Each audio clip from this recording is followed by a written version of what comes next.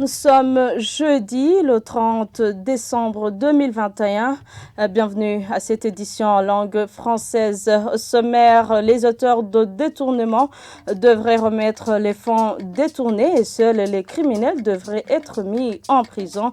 Le souhait est du président de la République du Burundi qui a annoncé que cela réduirait les moyens alloués aux prisonniers. Vous suivrez les détails dans ce journal. Et à la page santé, mise en garde du ministre de la Santé publique envers les employeurs qui obligent les employés à se faire vacciner. Selon elle, cela est contraire à la politique du gouvernement. Tout de suite, les détails.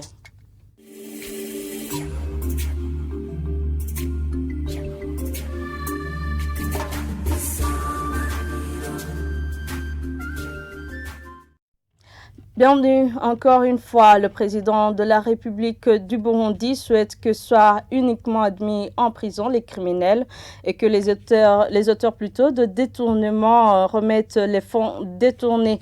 Lors de l'émission publique qui s'est tenue ce mercredi, le président de la République, Évariste Ndayishimiye, trouve que cela réduirait les moyens alloués aux prisonniers. Et toutefois, selon lui, même un criminel devrait être traité avec humanité. Suivez-le.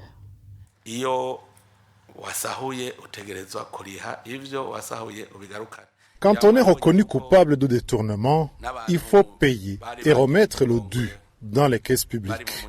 Je crois que vous avez vu que pour la récente grâce présidentielle, personne n'a été relâché avant d'avoir remis les montants à sa charge. Il y a donc ceux qui sont encore sous les verrous en attendant qu'ils puissent payer. Mais moi, je voudrais vous dire que je ne souhaite pas qu'une personne non criminelle soit emprisonnée, car l'État a toutes les forces pour contraindre n'importe qui à rembourser. À l'époque monarchique, il n'y avait pas de cachot, mais l'on pouvait saisir tous les biens, car c'était une trahison. Il n'y avait pas d'autres sanctions. Il existe une astuce qui a fait que les auteurs de malversations économiques augmentent. En effet, une personne détournait 1 milliard et se laisser emprisonner 1 année pour payer 50 millions d'amende pour enfin être libéré et consommer le reste de la somme détournée. C'est ce que je ne veux pas voir aujourd'hui. J'exige de payer. Sur ce, nous avons déduit qu'il faut une bonne organisation de l'appareil judiciaire. Et toujours dans le domaine judiciaire, qu'est-ce qui suit les jugements? Certes, il y a des auteurs d'infractions pénales qui sont emprisonnés, mais je voudrais vous dire qu'il y a un phénomène que nous sommes en train de combattre. On envoie en prison des gens coupables de contraventions. Ce sont des conflits entre des gens. Je ne souhaite pas de détenus non criminels. C'est une perte pour le pays qui doit les nourrir et assurer leur sécurité, alors qu'ils pouvaient vaquer aux activités de développement. La prison devrait être réservée aux criminels pour protéger la population et pour les corriger. Mais eux aussi, malgré leur condamnation, ils doivent être traités de façon humaine.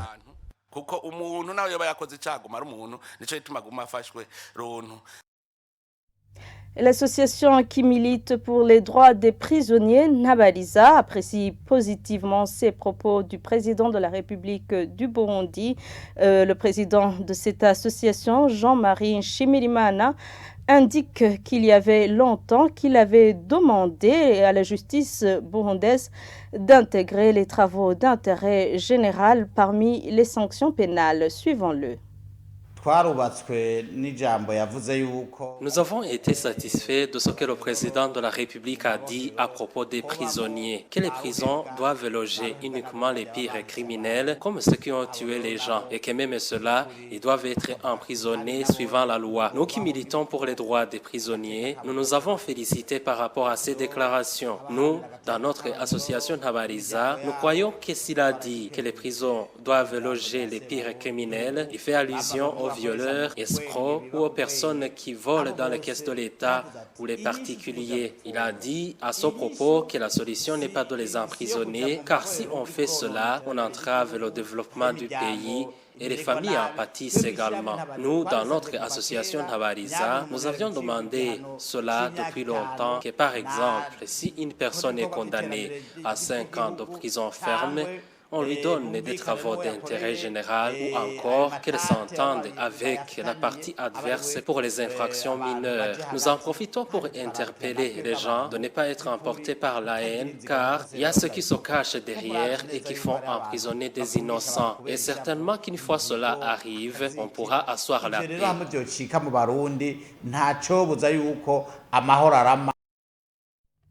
Et je vous le disais en titre, l'effectif des cas testés positifs au Covid-19 a diminué par rapport à il y a 2 semaines. Déclaration faite par le ministre de la Santé publique ce jeudi après une descente à différents centres de dépistage.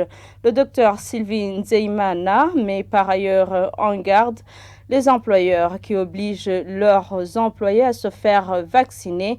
Elle déclare que cela est contraire à la politique actuelle du gouvernement. Reportage d'Armel Moutore. Le ministre de la Santé publique a débuté cette visite au centre de dépistage de l'Institut national de santé publique, INSP, puis à l'aéroport international Melchior Ndadaye.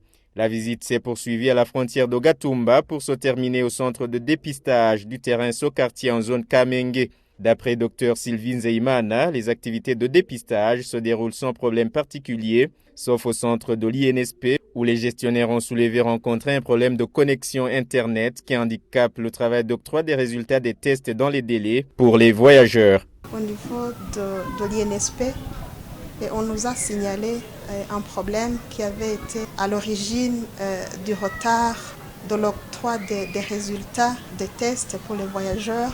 Ces derniers jours, c'était dû à la connexion Internet qui n'était pas rapide pour pouvoir faire entrer les résultats des tests effectués. Ils ont essayé à leur niveau de trouver une solution.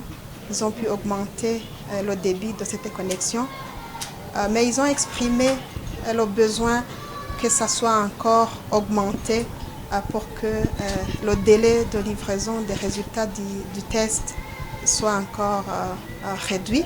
Et nous avons compris le problème et nous avons promis d'essayer de trouver des solutions à ce problème. L'ouverture d'autres centres supplémentaires de dépistage au Covid-19 en mairie de Bujumbura a permis de désengorger ceux existants, selon toujours le ministre de la Santé publique. Les longues files d'attente pour les personnes qui veulent se faire dépister, qui étaient observées ces derniers jours, ont sensiblement diminué. Ceci parce qu'il y a eu augmentation des sites de dépistage au niveau de la capitale de Bujumbura ces dernières semaines. Mais aussi également, c'est parce que actuellement, le nombre de cas qui sont testés positifs va en diminuant ici dans la capitale de Bujumbura. Le vaccin n'est pas obligatoire. Se faire vacciner reste volontaire. Dr Sylvie Nzeimana met en garde les employeurs qui voudraient contraindre leurs employés à la vaccination. Nous annonçons également que les vaccins sont là, mais que les vaccins, c'est volontaire pour la personne qui le veut.